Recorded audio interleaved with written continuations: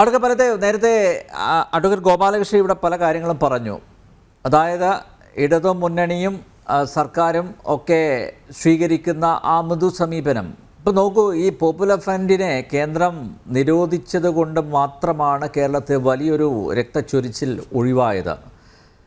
ഇതിൻ്റെ ബുദ്ധി കേന്ദ്രങ്ങളൊക്കെ ഇപ്പോൾ തിഹാർ ജയിലിലാണ്. എന്നാൽ സംസ്ഥാന സർക്കാർ ഇപ്പോഴും മൃദു സമീപനം സ്വീകരിക്കുന്നു. ഈ നിരോധനത്തിന് ശേഷവും പോപ്പുലർ ഫ്രണ്ടുകാർ കേരളത്തിൽ രഹസ്യമായി പ്രവർത്തിക്കുന്നുണ്ട്. അതിന് എല്ലാ ഒത്താശയും ചെയ്തു കൊടുക്കുന്നത് ഇടത് കേന്ദ്രങ്ങൾ തന്നെയാണ്. ഭരണകൂടത്തിൻ്റെ സംഭാവനയും അതിലുണ്ട്. അക്കാര്യത്തിൽ അതൊരു യാഥാർത്ഥ്യമല്ലേ? അത് അംഗീകരിക്കാൻ ബുദ്ധിമുട്ടുണ്ടോ? ഞാൻ അതിലേക്ക് വരാം. ഈ ഡിസംബർ മാസം 21-ാം നമ്മൾ പറഞ്ഞ രഞ്ജിത്ത് ശ്രീനിവാസൻ എന്ന ചെറുപ്പക്കാരൻ കൊല ചെയ്യപ്പെട്ടു. നടക്കാൻ പാടില്ലാത്തതാണ്, അങ്ങേയറ്റം ദാരുണമായ സംഭവം. അതിന്റെ വിധിയാണ് വന്നിരിക്കുന്നത്. ആ വിധിയെ കുറിച്ച് നമ്മൾ ചർച്ച ചെയ്യുമ്പോൾ അതിന് 3 ദിവസം മുമ്പായിരുന്നു ഡിസംബർ 18-ാം SDP-യുടെ പ്രവർത്തകനായ ഷാൻ എന്ന പയ്യൻ കൊല്ലപ്പെട്ടു. അതിന് പ്രതികാരമായിട്ടാണ് അവർ കൊന്നത്. ആ ഷാൻ എന്ന് പറയുന്ന പയ്യനെ കൊന്ന കേസിലെ കൂടുതൽ RSS BJP-കാരാണ് പ്രതികൾ. അതിന്റെ ട്രയൽ നടന്നുകൊണ്ടിരിക്കുകയാണ്. അതിന് വിധി വരുമ്പോൾ ഇതുപോലെ RSS BJP-കാർ പ്രതികളെ ശിക്ഷിച്ചാൽ, ശിക്ഷിക്കോ ശിക്ഷിക്കത്തില്ല എന്നുള്ളത് നമുക്ക് പറയാൻ പറ്റില്ല, കോടതിയുടെ കയ്യിലാണ്. ശിക്ഷിക്കുകയാണെങ്കിൽ എന്റെ ബഹുമാനപ്പെട്ട ഗോപാലകൃഷ്ണൻ ചേട്ടന്റെ അഭിപ്രായം എന്തായാലും അവരെ ശിക്ഷിക്കണമായിരുന്നോ? അവര് എന്താണ് തെറ്റിയത്? 1. 2, ഇവിടെ അദ്ദേഹം ബഹുമാനപ്പെട്ട മുഖ്യമന്ത്രിയുടെ കാര്യം പറഞ്ഞു. മുഖ്യമന്ത്രി പറഞ്ഞ എന്താണ്? പോപ്പുലർ ഫ്രണ്ടിനെ നിരോധിച്ചപ്പോൾ ഇന്ത്യയിൽ തന്നെ ഒരു വലിയ വർഗീയ സംഘടനയാണ്, തീവ്രവാദ സംഘടനയെ RSS-നെ എന്തുകൊണ്ട് നിരോധിക്കുന്നില്ല? അതായിരുന്നു അദ്ദേഹത്തിന്റെ ചോദ്യം. RSS-നെ എന്തുകൊണ്ട് നിരോധിക്കുന്നു? RSS തീവ്രവാദ സംഘടനയാണോ ബലദേവ്? ആ അഭിപ്രായം ഉണ്ടോ താങ്കൾക്ക്? ഞാനൊന്ന് വരട്ടെ. അല്ല, ജസ്റ്റ് യെസ് ഓർ നോ പറഞ്ഞാൽ മതി. RSS ഒരു തീവ്രവാദ സംഘടനയാണോ? ഞാൻ വരികയാണ്, അതിലേക്ക് വരികയാണ്. ഇടയ്ക്കിടയ്ക്ക് എന്നെ ചോദിച്ചുകൊണ്ട് എനിക്ക് സംസാരിക്കുന്നുണ്ട്. ഇവിടെ ക്ഷേത്ര പരിസരത്ത് എത്രയോ ക്ഷേത്ര പരിസരത്ത് ദേവസ്വം ബോർഡിന് നിരോധനം വരുന്നതിന് മുമ്പ് എന്റെ തേവലക്കലിലുണ്ട് 4-5 അമ്പലങ്ങളിൽ. ഈ അമ്പലങ്ങളിലെല്ലാം അമ്പലക്കാരുടെ അനുവാദം പോലും ഇല്ലാതെ ഇവിടെ എല്ലാം ആയുധ പരിശീലനം RSS നടത്തുന്നു. എവിടെയെല്ലാം ആയുധ പരിശീലനങ്ങൾ നടത്തുന്നു. പിന്നെ കേന്ദ്രത്തിലെ ഹോം ഡിപ്പാർട്ട്മെന്റിന്റെ ഇന്റലിജൻസ് ഡിപ്പാർട്ട്മെന്റ് പോയി. കേന്ദ്രത്തിൽ ആരാ ഭരിക്കുന്നത്? BJP ഭരിക്കുന്ന കേന്ദ്രത്തിൽ നിന്ന് ഹോം ഡിപ്പാർട്ട്മെന്റിന് ഇന്റലിജൻസ് റിപ്പോർട്ട് വരും. ഇവിടെ എല്ലാം മുസ്ലിം സംഘടനകൾ തീവ്രവാദ സംഘടനകളാണ്, ക്രിസ്ത്യൻ സംഘടന തീവ്രവാദ സംഘടനകളാണ് എന്നും പറഞ്ഞ് ഇന്റലിജൻസ് റിപ്പോർട്ട് വരും. അതിനകത്തൊന്നും അസ്വാഭാവികതയൊന്നുമില്ല. കേന്ദ്രം BJP ഭരിക്കുമ്പോൾ ആ രീതിയിലുള്ള റിപ്പോർട്ട് വന്നുകൊണ്ടിരിക്കും. പിന്നെ ഉദ്യോഗസ്ഥരുടെ കാര്യം പറഞ്ഞു. ഈ പോലീസിലും IAS IPS ഓഫീസർമാർ നിരവധി പേര് ചില മുസ്ലിങ്ങളുടെ പേര് കേട്ടാൽ അപ്പോൾ തന്നെ അവർ തീവ്രവാദിയാണെന്ന് വിലയിരുത്തി ചാടുന്ന ചില ഹിന്ദു ഉദ്യോഗസ്ഥരുണ്ട്. IAS-കാരുണ്ട്, IPS-കാരുണ്ട്, പല പോലീസ് ഓഫീസർമാർ. ചില മുസ്ലിങ്ങളുടെ പേര് കേൾക്കുമ്പോൾ അവരെ ഉടനെ തീവ്രവാദികളാണ്, അല്ലെ അവർ പോപ്പുലർ ഫ്രണ്ടാണ്, അവർ IS ആണ്. അപ്പൊ ഇത് എല്ലാത്തിലും ഉണ്ട്. അല്ല, പിടിക്കപ്പെട്ടവരെ കൂടെ ഒന്ന് പരിശോധിക്കണേ. ഞാനൊന്ന് പറയേണ്ട നമ്പ്യാരെ, തിരിച്ചുകൊണ്ടാകും. ഇല്ലെന്ന് ഞാൻ ശ്രീവാത്സ കണ്ടപ്പോൾ ഞാൻ തർക്കിക്കുന്നില്ല. തിരിച്ചുകൊണ്ടാകും. മുസ്ലിം ഉദ്യോഗസ്ഥർക്കകത്ത് അവർക്ക് ഒരുപക്ഷെ മുസ്ലിം തീവ്രവാദ സംഘടനയായിട്ട് ബന്ധമുണ്ടോ ഇല്ലാന്ന് ഞാൻ പറയുന്നില്ല. തീർച്ചയായിട്ടും അതിനകത്ത് അങ്ങനെ ബന്ധമുള്ളവരുടെ തർക്കമൊന്നുമില്ല. പിന്നെ ഇവിടെ ഇപ്പൊ നമ്മുടെ ഇന്ത്യയുടെ പ്രധാനമന്ത്രി ഇവിടുത്തെ ക്രിസ്ത്യൻ മതമേലധ്യക്ഷന്മാരെ വിളിച്ച് കാപ്പി സർക്കാരൊക്കെ നടത്തിയല്ലോ. ഘർ വാപ്പസി, എല്ലാ മതങ്ങളും തിരിച്ച് ഹിന്ദു മതത്തിലേക്ക് വരണം, ഹിന്ദു മതമാണ് ഇന്ത്യയിൽ വേണ്ടത്, എല്ലാവരും ഘർ വാപ്പസിയുടെ മുദ്രാവാക്യത്തിന്റെ വക്താക്കളായ RSS അല്ലെങ്കിൽ RS പ്രദാനം ചെയ്യുന്ന BJP ആണല്ലോ നേതൃത്വം നൽകിയത്. പിന്നെ ഇവിടെ അനിൽ പേര് ചോദ്യം ചോദിച്ചല്ലോ RSS തീവ്രവാദ സംഘടനയാണെന്നും. ഇന്ത്യയിൽ ഏറ്റവും കൂടുതൽ പ്രാവശ്യം തീവ്രവാദ സംഘടനയാണെന്ന് പറഞ്ഞുകൊണ്ട് നിരോധിക്കപ്പെട്ട സംഘടന RSS ആണ്. ഗാന്ധിവധം മുതലിങ്ങോട്ട് 2-3 പ്രാവശ്യം അവർ നിരോധിച്ചിട്ടുണ്ട്. അപ്പൊ RSS നിരോധിച്ചു, അതിനുശേഷം അവർ RSS അതാണ് RSS നിരോധിച്ചില്ലേ ഇന്ത്യ? അല്ല, എനിക്കത് സംശയമില്ല. ഞാൻ പറഞ്ഞ തെറ്റാണെങ്കിൽ ഞാനത് പിൻവലിക്കും. ഗാന്ധിയെ കൊന്നതല്ല ഞാൻ പറഞ്ഞത്. ഗാന്ധിവധത്തിന് ശേഷം ഗാന്ധിയെ കൊന്നത് RSS-കാരല്ല. RSS പിന്തുണ നൽകുന്ന ഹിന്ദു വിചാരണ വേദിയിലായിരുന്നു. അദ്ദേഹം RSS-കാരനല്ല. പക്ഷേ ഗോഡ്സെ അതിന് പിന്തുണ കൊടുത്തത് RSS-കാരാണ്. അത് നേരിട്ട് RSS-കാർ കൊന്നൊന്നും ഞാൻ പറഞ്ഞില്ല. അപ്പൊ RSS-ന് ഒരു തവണയല്ല, പല പ്രാവശ്യം ഇന്ത്യയിൽ നിരോധിച്ചിട്ടുണ്ട്. അപ്പൊ അതുകൊണ്ട് RSS എന്ന് പറയുന്നത് തീവ്രവാദ സംഘടനയാണെന്നോ അല്ലെന്ന് പറയാൻ പറ്റൂ. അപ്പൊ തീർച്ചയായിട്ടും ഇവിടെ ഷൈനെ കൊന്നത് ആരാണ്? RSS-കാരല്ലേ. അപ്പൊ അവരെന്തുകൊണ്ട് കേരളത്തിൽ പ്രവർത്തിക്കാൻ അനുവദിക്കാൻ പാടില്ല? അപ്പൊ തീർച്ചയായിട്ടും അവർ കൊന്നതിപ്പോൾ ഒരു കൊലയ്ക്ക് മറ്റു കൊല, ഞാൻ നേരത്തെ പറഞ്ഞു, ഒരു കൊലയും നമുക്ക് നടക്കാൻ പാടില്ല. ആരായാലും ഒരു ജീവൻ അങ്ങേയറ്റം ബലപ്പെട്ടതാണ്. പക്ഷെ ഒന്നിന് പകരമായിട്ടാണ് മറ്റൊന്ന് കൊന്നത്. അപ്പൊ സെഞ്ചി ശ്രീനിവാസനെ കൊല്ലുന്നതിന് 2 ദിവസം മുമ്പ് ഒരു PDP പ്രവർത്തകനെ അല്ലെ SDP പ്രവർത്തകനെ കൊല ചെയ്യപ്പെട്ടിരുന്നു.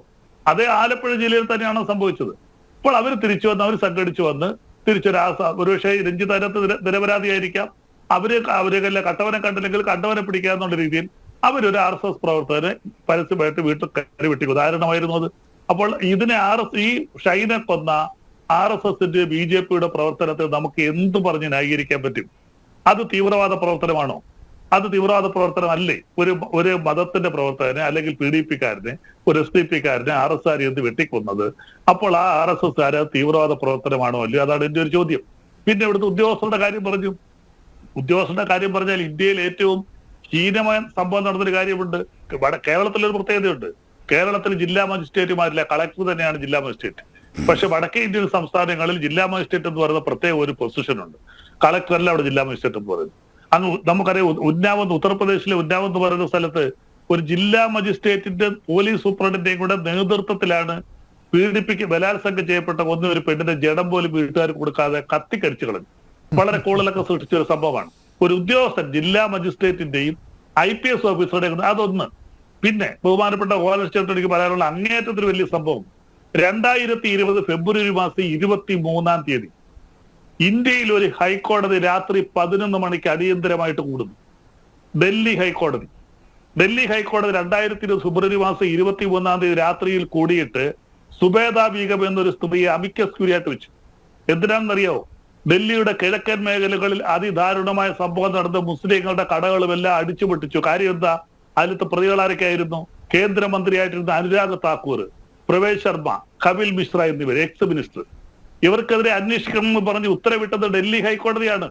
ട്രംപ് പോയി കഴിഞ്ഞാൽ നിന്നെയെല്ലാം വെടിവെച്ച് കൊല്ലുമെന്ന് പറഞ്ഞുകൊണ്ട് പരസ്യമായിട്ട് പ്രസംഗിച്ചു. അത് തീവ്രവാദമല്ലേ?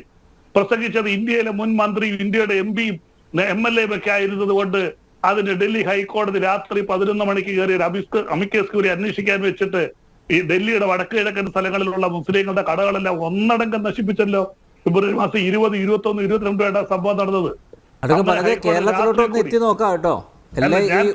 ഉത്തരേന്ത്യയിൽ കേന്ദ്രീകരിച്ച് ചർച്ച മുന്നോട്ട് കൊണ്ടുപോവാതെ താങ്കൾക്ക് ഒന്ന് കേരളത്തിലേക്ക് എത്തി നോക്കാം. റിപ്പോർട്ട് എടുത്തല്ലേ പറഞ്ഞേ? ഇതിനാര് റിപ്പോർട്ട് കൊടുത്തു? ഇവര് 3 പേര് ഇപ്പോഴും നിൽക്കുന്നല്ലോ. Anurag Thakur, Pravesh Sharma MP, Kapil Mishra ex minister. ഇവരിപ്പോഴും ഡൽഹി സ്വസ്ഥമായിട്ട് വിവരിക്കുകയാണല്ലോ. ഇത് തീവ്രവാദ പ്രവർത്തനമല്ലേ? അപ്പൊ ഒരു പരസ്യമായിട്ട് ഒരു MPയും 2 മന്ത്രിമാരും കൊണ്ടുവന്ന് ഡൽഹിയിൽ നിന്ന് പ്രസംഗിക്കുക, അമേരിക്കൻ പ്രസിഡന്റ് ട്രംപ് പോയി കഴിഞ്ഞാൽ നിന്നെ എല്ലാം കൊന്നുകളി. ട്രംപ് പോയി അന്ന് രാത്രിയിൽ ഡൽഹിയുടെ വടക്ക് കിഴക്കെല്ലാം മൊത്തം കടകളും അടിച്ചു ചേർത്തു. ഹൈക്കോടതി രാത്രി 11 മണിക്ക് കൂടി അമിക്കസ് ക്യൂറി വെക്കുന്ന അന്വേഷണത്തിന് ഉത്തരവിടുന്നു. അവിടെ അന്നൊരു ഇന്റലിജൻസ് ഓഫീസർ IBയുടെ ഉദ്യോഗസ്ഥൻ ആനന്ദ് ശർമ്മ ആ ലഹളയിൽ കൊല്ലപ്പെട്ടു. അതിനിടയ്ക്ക് എന്ന് കയറി ആനന്ദ് ശർമ്മയും കൊല്ലപ്പെട്ടു. അപ്പൊ അതുകൊണ്ട് അതൊന്നും തീവ്രവാദ പ്രവർത്തനമല്ല. ഇവിടെ ഇത് 2020 നടന്ന സംഭവമാണ്. ഇപ്പൊ ഹിന്ദുക്കൾ നടത്തി മുസ്ലിങ്ങളെ കുറച്ചുപേരെ കൊന്നൊടുക്കാൻ അത് തീവ്രവാദ പ്രവർത്തനമല്ല. ഇവിടെ കേരളത്തിൽ മാത്രം മുസ്ലിങ്ങളെല്ലാം കൂടെ ചേർത്ത് തീവ്രവാദ പ്രവർത്തനം നടത്തുന്നു. അതാണ് മുഖ്യമന്ത്രി പറഞ്ഞത്. നിരോധിക്കുമ്പോൾ എല്ലാ വർഗീയ സംഘടനകളെയും തീവ്രവാദ സംഘടനകളെയും നിരോധിക്കണം. അങ്ങനെ പോപ്പുലർ ഫ്രണ്ടിനെ മാത്രം നിരോധിക്കാൻ പാടില്ല. അത് നിരോധിച്ചതിനെതിരെയാണ് മുഖ്യമന്ത്രി പ്രതികരിച്ചത്. നിരോധിക്കുമ്പോൾ എല്ലാ RSS ഉൾപ്പെടെയുള്ള എല്ലാ തീവ്രവാദ സംഘടനകളെയും നിരോധിക്കണമെന്നാണ് പറഞ്ഞത്. ഗോപാലകൃഷ്ണൻ,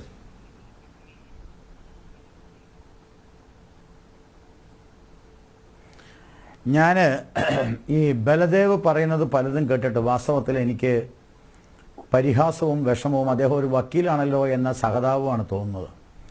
ഞാൻ തുടക്കത്തിലേ തന്നെ അദ്ദേഹത്തിൻ്റെ കളവ് ഞാൻ പൊളിക്കാൻ തയ്യാറാവുകയാണ്. അദ്ദേഹം ആദ്യത്തെ സ്ലോട്ടിൽ പറഞ്ഞു ഈ കേസ് വിജയിച്ചു, അതിലെ സ്പെഷ്യൽ പ്രോസിക്യൂട്ടറെ കാര്യം അദ്ദേഹം സൂചിപ്പിച്ചു. ബലദേവേ, ആരാണ് ഈ സ്പെഷ്യൽ പ്രോസിക്യൂട്ടർ? ആരാണ് സ്പെഷ്യൽ പ്രോസിക്യൂട്ടറെ വെച്ചത്? സ്പെഷ്യൽ പ്രോസിക്യൂട്ടറുടെ പേരൊന്ന് പറയുമോ താങ്കൾ? അദ്ദേഹത്തിൻ്റെ പേര് അഡ്വക്കേറ്റ് പ്രതാപ് G പടിക്കൽ എന്നാണ്.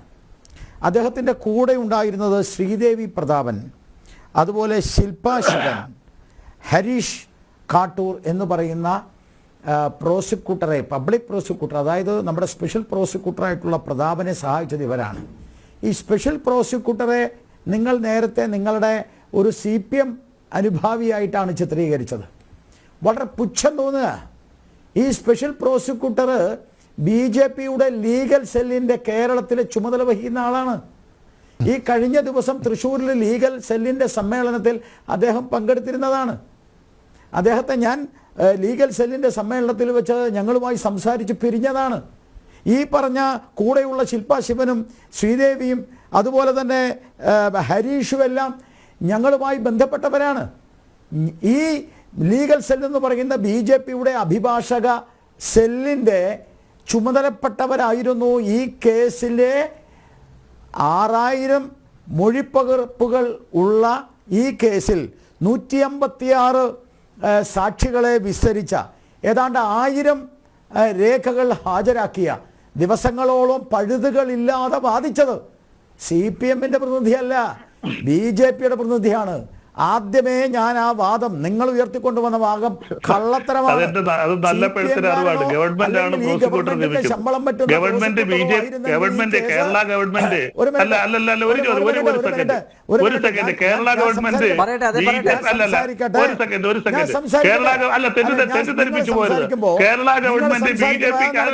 അല്ല ഒരു സെക്കൻഡ് കേരള ഗവൺമെന്റ് BJPക്കാരെ പ്രോസിക്യൂട്ടറെ നിയമിച്ചു എന്ന് പറഞ്ഞാൽ അങ്ങേയറ്റത്തെ കളവാണ് വല്ലച്ചേട്ടാ. ഒരിക്കലും BJPക്കാരെ ബലദേവേ കള്ളത്തരം പൊളിയുമ്പോൾ വിഷമിക്കണ്ട, കള്ളത്തരം പൊളിയുമ്പോൾ വിഷമിക്കണ്ട. നിങ്ങളുടെ സമയത്ത് സംസാരിക്കാൻ ഞാൻ എന്റെ സംസാരിച്ച് കള്ളത്തരം പൊളിയുമ്പോൾ നിങ്ങൾ വിഷമിക്കണ്ട. കള്ളത്തരം പൊളിയുമ്പോൾ നിങ്ങൾ ഞാൻ പറയുന്നത് കേൾക്കട്ടെ, പൂർത്തിയാക്കട്ടെ. നിങ്ങൾ ഞാൻ പൂർത്തിയാക്കട്ടെ. കള്ളത്തരം പൊളിയുമ്പോ എനിക്ക് മറുപടി പറയണം.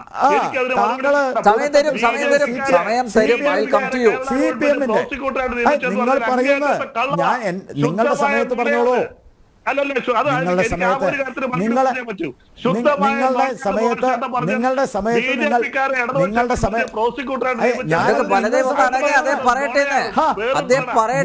അങ്ങനെ പറ്റത്തില്ല, അങ്ങനെ പറഞ്ഞു പറ്റത്തില്ല.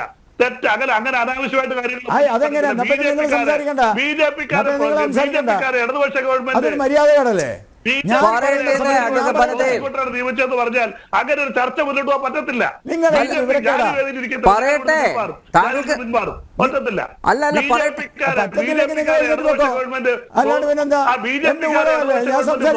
നിയമിച്ചെന്ന് പറഞ്ഞാൽ അത് കേട്ടോണ്ട് ഞാൻ ഇരിക്കത്തില്ല. 100% കള്ളമാണ്. അതേ ഫർദർ എന്താ പറയുന്നതെന്ന് കേൾക്കുന്നേ. ഒരു നിമിഷം 100% കളവായ കാര്യങ്ങൾ പറഞ്ഞുകൊണ്ട് മുന്നോട്ട് പോകാൻ പറ്റില്ല. ഒരു മിനിറ്റ്, ഒരു സെക്കൻഡ്. BJPക്കാരെ 4 പേരെ സ്പെഷ്യൽ പ്രോസിക്യൂട്ടർ നിങ്ങൾക്കല്ലല്ലോ, എന്റെ ഊഴമല്ലേ പറയട്ടെ. എന്തൊരു നിങ്ങൾ ഞാൻ സംസാരിക്കട്ടെ. എന്തൊരു മര്യാദയാണ് നിങ്ങൾ കാണിക്കുന്നത്. ഞാൻ സംസാരിക്കട്ടെ. ഒരു നിമിഷം അതേ പറയട്ടെ, അതിനുശേഷം ഞാൻ താങ്കളിലേക്ക് വരും. താങ്കളിലേക്ക് വരും, ഞാൻ താങ്കളിലേക്ക് വരും. ഇയാളെ പ്ലീസ് പ്ലീസ് പ്ലീസ് പ്ലീസ്. എന്തൊരു കഷ്ട. ഓക്കെ ഓക്കെ അടുക്ക ഗോപാലകൃഷ്ണൻ തുടരാം. പിന്നെ ഒരു കാര്യം നിങ്ങൾ സംസാരിക്കാം. മിണ്ടാതിരിക്കാം നിങ്ങൾ. അല്ല നമുക്ക് കാര്യം ചെയ്യോ. ഇതെന്തൊരു കഷ്ടമായത്. പ്ലീസ് ഒരു കാര്യം ചെയ്യൂ. ഈ ചർച്ചയുടെ സമയത്ത് എൻ്റെ സുഹൃത്തായ അനിൽ നമ്പ്യാർ നിങ്ങൾ ഫോൺ ചെയ്യൂ. നിങ്ങൾ ഫോൺ ചെയ്തിട്ട് ഈ ഞാൻ നേരത്തെ സൂചിപ്പിച്ചല്ലോ അഡ്വക്കേറ്റ് പ്രതാപ് ജി പടിക്കൽ ആരാണ് എന്ന് നിങ്ങൾ ചോദിക്കൂ. നിങ്ങളിപ്പോൾ ഫോൺ ചെയ്ത് ചോദിക്ക്. BJPയുടെ ലീഗൽ സെൽ എന്ന് പറഞ്ഞാൽ അത് വെറും ലീഗൽ സെല്ലല്ല. BJP എന്ന് പറയുന്ന രാഷ്ട്രീയ പ്രസ്ഥാനത്തിൻ്റെ ലീഗൽ സെല്ലാണ്.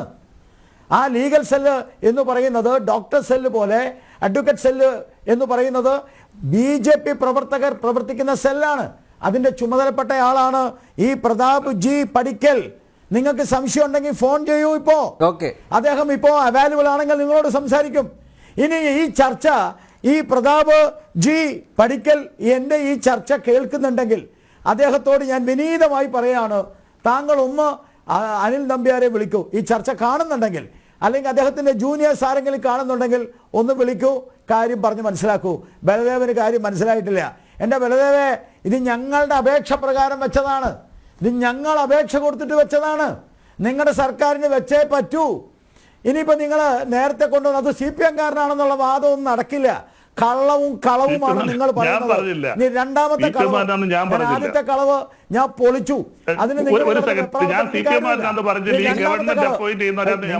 അല്ല, CPM ആഭിമുഖ്യം ഉണ്ടാവുമെന്ന് പറഞ്ഞു.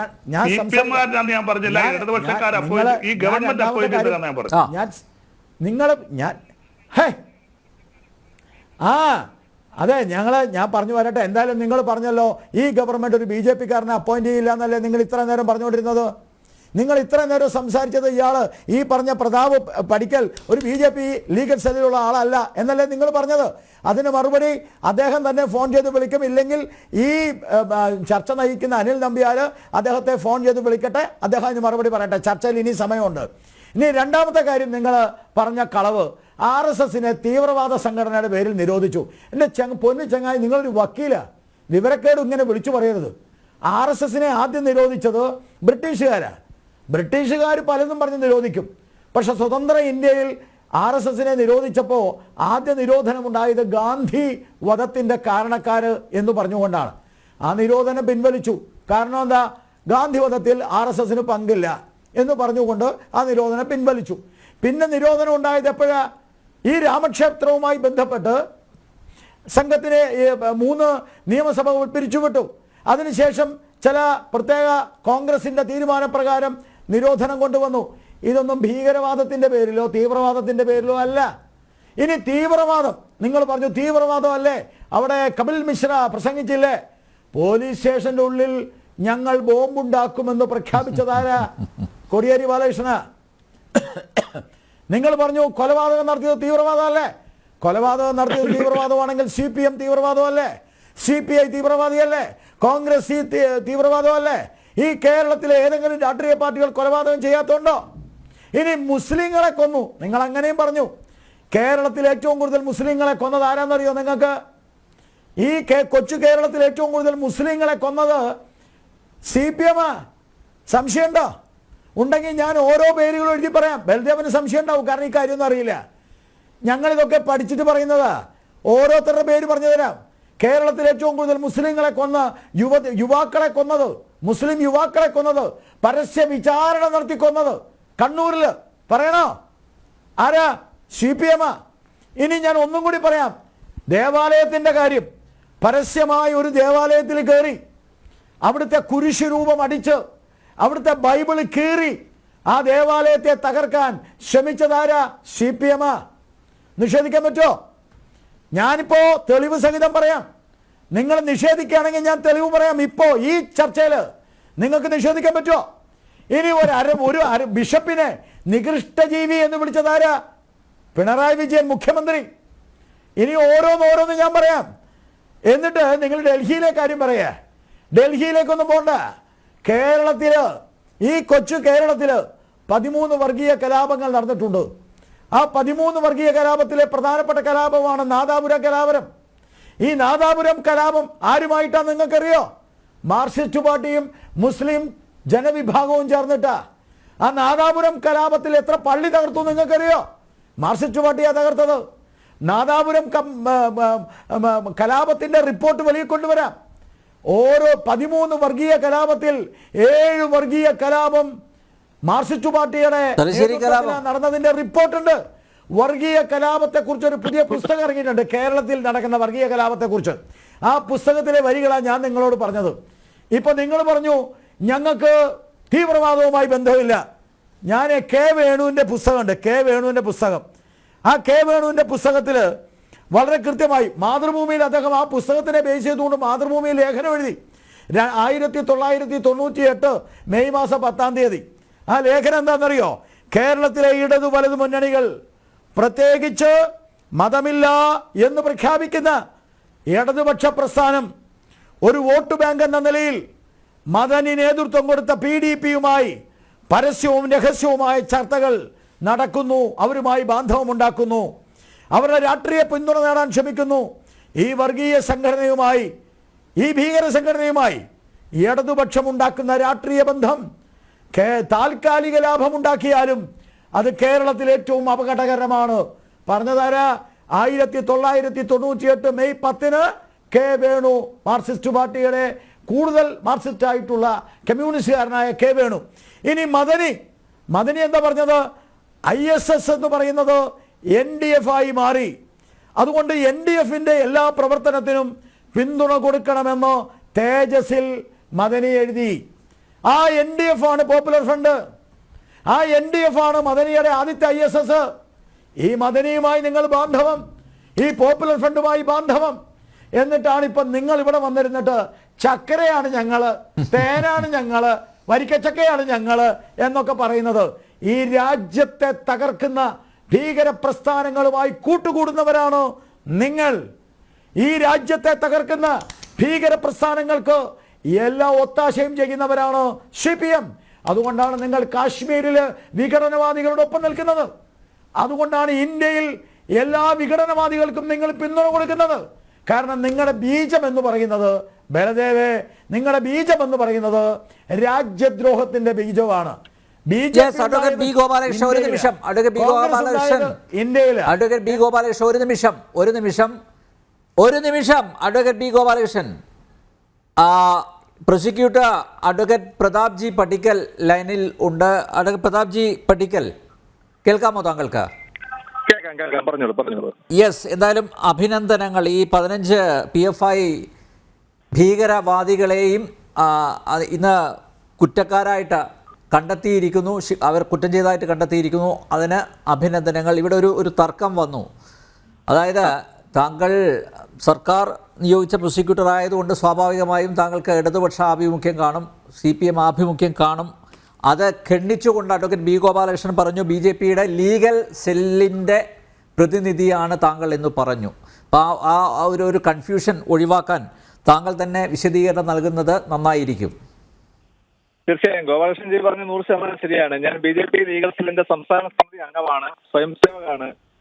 എന്നെ ഈ കേസിൽ സ്പെഷ്യൽ പബ്ലിക് പ്രോസിക്യൂട്ടറായി നിയമിച്ചതാണ്. ഈ കേസിനകത്ത് പ്രോസിക്യൂഷൻ ടീം, ഞാൻ ഉൾപ്പെടുന്ന പ്രോസിക്യൂഷൻ ടീമിനോടൊപ്പം ഉള്ള എല്ലാവരും, എന്നോടൊപ്പം ഉള്ള അഡ്വക്കേറ്റ് ശ്രീദേവി പ്രതാപ്, അഡ്വക്കേറ്റ് ശില്പ ശിവൻ, അഡ്വക്കേറ്റ് ഹരീഷ് കേട്ടോ, ഞങ്ങൾ എല്ലാവരും BJP ലീഗൽ സെല്ലിന്റെ പ്രവർത്തകരാണ്. തീർച്ചയായും ഈ കേസിനകത്ത് വലിയ തരത്തിലുള്ള പോരാട്ടം നടത്തേണ്ടി വന്നു എന്ന് തന്നെ വേണമെങ്കിൽ പറയാം. എങ്കിലും സത്യം വിജയിച്ചു എന്ന് വന്നതിൽ ഞങ്ങൾക്ക് വളരെയധികം സന്തോഷമുണ്ട്. ഞങ്ങൾ ഒരിക്കലും ഇടതുപക്ഷ പ്രസ്ഥാനത്തിന്റെ പ്രവർത്തകരല്ല എന്നുള്ളത് അടിവരയിട്ട് പറയാൻ തന്നെ ഞങ്ങൾ ആഗ്രഹിക്കുകയാണ്. Yes, advocate Pratap G Pattikkal, വളരെയധികം നന്ദി. ഈ സമയത്ത് ഞങ്ങൾക്ക് താങ്കളെ കിട്ടി, താങ്കൾ കൃത്യമായിട്ട് കാര്യങ്ങൾ. അനിൽ നമ്പ്യാർ ഒരു മിനിറ്റ്. അനിൽ നമ്പ്യാർ ഒരു മിനിറ്റ്.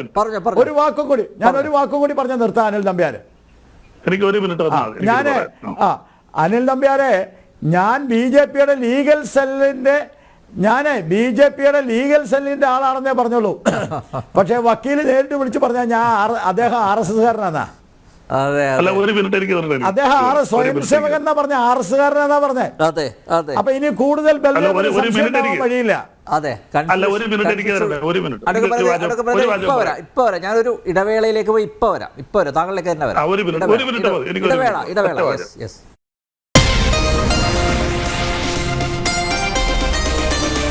യെസ്, അഡ്വക്കേറ്റ് ബലദേവ്, ഈ കൊല്ലപ്പെട്ട അഡ്വക്കേറ്റ് രഞ്ജിത്ത് ശ്രീനിവാസൻ്റെ അമ്മയും ഭാര്യയും പറഞ്ഞതിൻ്റെ അടിസ്ഥാനത്തിലാണ് ഈ കേസിൽ സ്പെഷ്യൽ പ്രോസിക്യൂട്ടറെ നിയോഗിച്ചത്. അപ്പോൾ അവർ സജസ്റ്റ് ചെയ്ത പേരാണ് ഈ അഡ്വക്കേറ്റ് പ്രതാപ് ജി പട്ടിക്കലിൻ്റെ. മറ്റൊരു കാര്യം എനിക്ക് താങ്കളെ ഓർമ്മിപ്പിക്കാനുള്ളത്, അതായത് താങ്കൾ ഈ ഷാൻ കൊല്ലപ്പെട്ട കാര്യം പറഞ്ഞു, അതിൻ്റെ ഒരു പ്രതികാരം എന്ന നിലയ്ക്കാണ് ഇതുണ്ടായത് അഡ്വക്കേറ്റ് രഞ്ജിത്ത് ശ്രീനിവാസന്. അതിനു മുമ്പ് ഒരു നന്ദു എന്നൊരു ചെറുപ്പക്കാരനെ വെട്ടിക്കൊണ്ടിരുന്നു അഡ്വക്കേറ്റ് ബലദേവ്. അപ്പോൾ കഥകൾ പറയാനാണെങ്കിൽ പലതും ഉണ്ട്, ഉദാഹരിക്കണമെങ്കിൽ പലതും ഉണ്ട് നമ്മുടെ മുന്നിൽ. ഞാൻ പറഞ്ഞല്ലോ, കൊലപാതകങ്ങൾ ഒന്നിനെ നമ്മൾ ന്യായീകരിക്കുന്നില്ല. ഞാൻ ഒരു കാര്യം പറയാൻ ഞാൻ വിരൽ ഉയർത്തിയത്, അതായത് ഗോപാലകൃഷ്ണൻ പറഞ്ഞത് ശരിയാണെന്ന് എനിക്കിപ്പോ ബോധ്യം വന്നു. പക്ഷെ അതിൽ നമ്മൾ മനസ്സിലാക്കേണ്ടത്, ഒരു കൊലപാതകം നടന്നപ്പോൾ BJP പറഞ്ഞവരെ തന്നെ ആ കേസ് പ്രോസിക്യൂട്ടറായിട്ട് നിയമിച്ചുവെങ്കിൽ ഈ ഗവൺമെന്റിന്റെ നയം വളരെ വ്യക്തമല്ലേ? തീർച്ചയായിട്ടും BJP പറഞ്ഞ ആളിനെ അക്കാര്യത്തിൽ ഒന്നത്. രണ്ട്, ഈ കേസ് ആലപ്പുഴയിൽ നിന്ന് മാറ്റണമെന്ന് പറഞ്ഞുകൊണ്ട് സുപ്രീം കോടതി വരെ ഈ പ്രതികൾ പോയിരുന്നു. അവിടെ എല്ലാത്തിനും എതിർത്തത് ഗവൺമെന്റ് തന്നെയാണ്. അപ്പൊ അവർ പറഞ്ഞതനുസരിച്ച് അവർക്ക് ഇഷ്ടമുള്ള പ്രോസിക്യൂട്ടറെ വെച്ചു കൊടുത്തെങ്കിൽ അത് ഗവൺമെന്റിന് തള്ളാൻ സാധിക്കില്ല. ബലദേവ കള്ളത്തിനൊന്നും പറയണ്ട, കള്ളത്തിനെ പൊളിക്കും ഞാൻ. സാറിന്റെ പേര് പറഞ്ഞതൊന്നും വെച്ചൊന്നും പറയണ്ട. അത് കളക്ടർ എല്ലാവർക്കും അറിയില്ലേ? സ്പെഷ്യൽ ഗവൺമെന്റിന് നിങ്ങൾ അത് അങ്ങ് ആ വർത്താനൊന്നും പറയണ്ട. നിങ്ങൾ വെച്ചില്ലെങ്കിൽ ഞങ്ങൾ കോടതി പോവും. നിങ്ങൾ വെച്ചില്ലെങ്കിൽ ഞങ്ങൾ കോടതി പോവും. സ്പെഷ്യൽ പ്രോസിക്യൂട്ടർ ഞാനിത് പറഞ്ഞോട്ടെ, സ്പെഷ്യൽ പ്രോസിക്യൂട്ടറെ ഏത് കേസിന് ആര് നിയമിക്കണമെന്ന് ഗവൺമെന്റ് തീരുമാനിക്കുന്നത്. ബിജെപിക്കാർ പറയുന്ന പറയട്ടെ വർഷമാണ് ഞാൻ പറഞ്ഞത്. ബിജെപിക്കാർ പറയുന്ന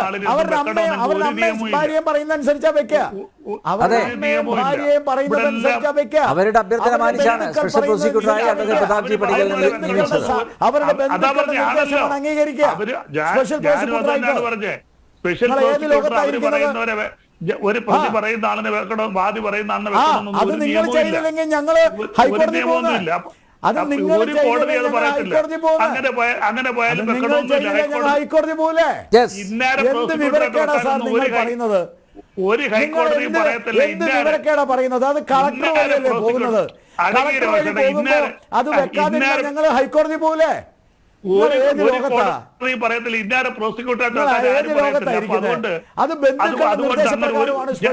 ഞാൻ കോടതി പോകുന്ന അഭിഭാഷകരുടെ ഞാൻ കോടതി സ്ഥിരമായിട്ട് കൊല്ലം പോകുന്ന എങ്ങും പറയത്തില്ല. എങ്ങും ഒരു ഹൈക്കോടതി പറയത്തില്ല. അവകാശം അവർക്കുണ്ട്. നിങ്ങൾ ആ വർത്താനൊന്നും പറയണ്ട. അവർക്ക് ആർക്കും കൊടുക്കുക. അവര് പറയുന്നവരെ വെക്കണമെന്ന് ഒരു നിയമവും ഇല്ല. അവര് പറയുന്നവരെ വെക്കണമെന്ന് ഇവിടെ ഏത് നിയമത്തിൽ പറയുന്നു? ഏത് നിയമത്തിൽ പറയുന്നു? അവര് പറയുന്ന പ്രോസിക്യൂട്ടർ വെക്കണമെന്ന് ആര് പറയുന്നു? ആര് പറയുന്ന അവര് പറയുന്ന പ്രോസിക്യൂട്ടർ വെക്കണമെന്ന് CRPC ഏത് പ്രൊവിഷനിലാണ് പറയുന്നത്? ഏത് പ്രൊവിഷനില? CRPC ഏത് പ്രൊവിഷനിലാണ് പറയുന്നത്? അവര് പറയുന്ന കാര്യം ഇതിനകത്തെ ഈ കേസിലെ കംപ്ലൈന്റ് ഹൈക്കോടതി പോവും. ഈ കേസിലെ കംപ്ലൈനന്റ് എന്ന് പറയുന്നത് ഗവൺമെന്റ് ആണ്. ഈ കൊലപാതക കേസിലെ കംപ്ലൈനന്റ് ഗവൺമെന്റ് ആണ്, അല്ലാതെ വ്യക്തിയല്ല.